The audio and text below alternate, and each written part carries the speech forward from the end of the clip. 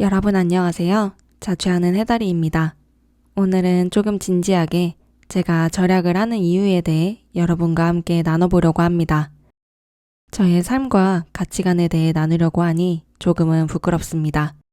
하지만 이런 모습이 감춰진 절약의 장점을 부각시켜 줄 수 있다면 10번, 20번 말씀을 드리고 싶은 마음에 영상을 제작하게 되었습니다.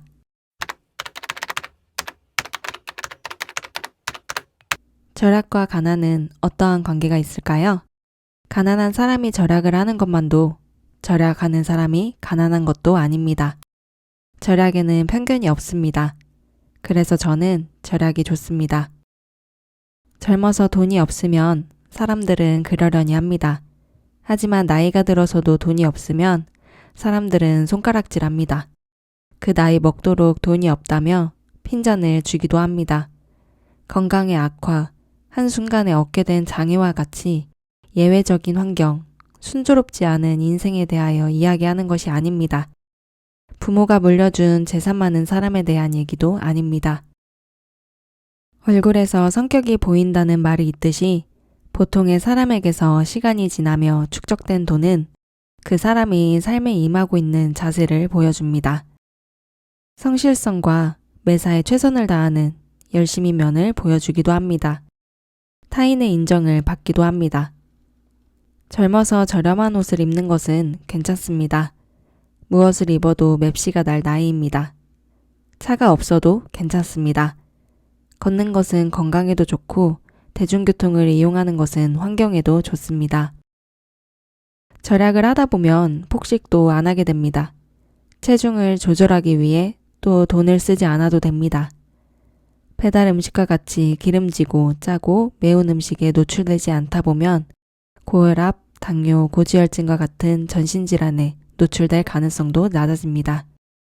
술, 담배도 안 하게 됩니다. 술, 담배는 돈이 많이 들기 때문입니다. 어떻게 보면 절약은 인생에 가장 좋은 선순환을 가져옵니다. 젊을 때 절약을 실천하는 것은 정말 좋은 습관이라고 생각합니다. 저는 사실 프리랜서인데 쓰리잡을 하고 있습니다. 그리고 매년마다 생각합니다. 올해가 어쩌면 내가 돈을 가장 많이 벌 수 있는 해일지도 모른다 라고 말입니다. 그래서 절약도 할 수밖에 없습니다. 젊어서의 가난은 정말로 괜찮습니다. 나이가 들어서는 병원도 가야 하고 부모의 병원비도 대줘야 하고 자식도 키워야 하기 때문입니다. 지금의 절약은 나의 미래를 위한 투자입니다. 미래에 남에게 아쉬운 소리 하는 것보다 한 살이라도 젊은 지금 좀 더 부지런히 움직이고 1,000원 쓰는 것에도 쩔쩔매 보는 게 낫습니다. 진짜 쩔쩔매라는 것을 권유하는 것이 아니라 1,000원의 가치도 아는 게 좋다는 뜻입니다. 돈이 많은 부자도 어떠한 목표를 위해 절약을 하곤 합니다. 사회적 지위가 있는 상위 1%의 재산을 가진 사람들도 때로 절약을 합니다. 딱히 특정한 목표가 있는 것도 아닌데 근검절약이 몸에 배어있고 검소한 사람도 많습니다. 하지만 그들은 정말 필요한 것을 사는 데 있어선 돈을 아끼지 않습니다. 정말 결국에 돈은 필요한데 가치 있게 쓰여야 하기 때문입니다. 살다 보면 돈을 써야 할 일이 참 많습니다. 식비, 주거비, 의료비 등등 다양합니다. 하지만 그 모든 일에 돈을 쓰다 보면 돈은 남아나질 않을 것입니다. 그래서 늘 우선순위가 중요합니다.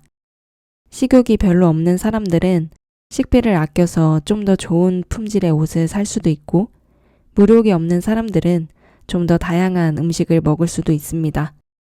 배움에 욕심이 있는 사람들은 자신의 시간을 쪼개가며 미래를 위해 투자를 하기도 합니다. 절약을 하다 보면 삶의 우선순위를 정하는 것이 참 쉬워집니다. 누군가 그런 이야기를 하더라고요.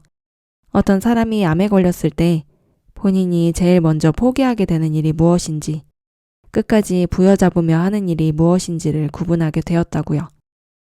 당연히 끝까지 손에서 놓지 않은 일에 소중한 시간을 보내게 되었겠죠. 절약 또한 그와 같습니다. 절약은 삶에 필요 없는 소비에 대한 가지치기를 가능하게 해줍니다. 인생의 낭비가 없어집니다.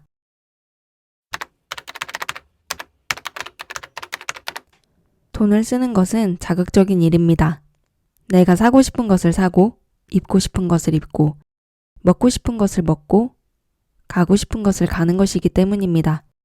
하지만 같은 자극이 반복되다 보면 인간은 새로운 자극을 원하게 됩니다. 10만 원을 매일 쓰다 보면 나중엔 50만 원, 100만 원을 써야 신선하고 색다른 경험이 된다는 말입니다. 돈은 쓰면 쓸수록 더 큰 돈을 써야 만족감으로 다가옵니다. 하지만 절약은 이와 다르게 정말 사소하고 작은 일에도 행복감을 느끼게 해줍니다. 그게 절약의 가장 큰 매력입니다. 정말 쉽게 행복해질 수 있기 때문입니다. 평일에 금전적으로 긴축 생활을 하다가 주말에 친구를 만나 치킨을 먹어도 행복해집니다. 그러한 주말의 행복한 기억이 평일 근무와 긴축의 생활을 버티게 해주는 동기부여가 되기도 합니다. 또 매일 집밥을 먹다가 한두 달에 한 번 배달을 시켜 먹게 되면 굉장히 행복합니다. 10년이나 쓴 가방을 새로 바꿀 때도 기분이 좋습니다. 만약 심심할 때마다 돈을 쓰는 타입이었다면 그만큼 쉽게 행복해질 수 있을까요? 새로운 버전이 나올 때마다 핸드폰을 바꾼다면 3, 4년 만에 바꾼 핸드폰에 여러분이 그렇게 기뻐할 수 있었을까요? 저는 아니라고 생각합니다. 절약의 기본은 절제입니다.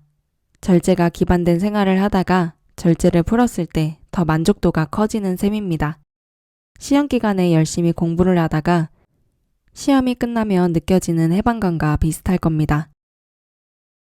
1년에 3천만 원 모으기 영상이 뜨면서 저를 칭찬해 주시는 댓글도 많았지만 연봉이 3천만 원이 안 된다고 마음을 어려워하신 분도 계셨고 그렇게 살지 말고 배달 알바나 뛰라는 댓글도 있었습니다. 하지만 지금 연봉이 낮다 해서 저축한 돈이 별로 없다고 해서 우울해할 필요도 없습니다. 저도 연봉 2천만 원을 3년간 받아본 사람이기 때문입니다. 제가 연봉이 높아진 건 운이 좋아서도 있지만 열심히만 살면 벌이에 대한 부분은 일부 해결될 문제라고 생각합니다. 각 사람마다의 시간은 다르게 흘러갑니다. 20대에 부자가 될 수도 있고 50대에 부자가 될 수도 있고 각 사람의 때는 다 다릅니다. 그렇기 때문에 자신의 인생에 집중할 수 있도록 개인적인 가치관과 신념이 견고한 것이 좋겠습니다. 물론 타인을 존중하는 방식의 융통성도 있으면 좋겠습니다. 내면이 단단해지면 주변에 쉽게 흔들리거나 동화되지 않을 수 있습니다. 그리고 여러 갈림길에서 스스로 선택하고 인생을 만들어 나갈 수 있습니다. 타인을 시기 질투하지 않을 수 있습니다. 저도 오늘도 내일도 이번 주도 이번 달도 다음 달도 열심히 살 겁니다. 여러분도 행복하고 늘 건승하시면 좋겠습니다. 다음번엔 밝아진 해달이 영상에서 또 만나요. 안녕!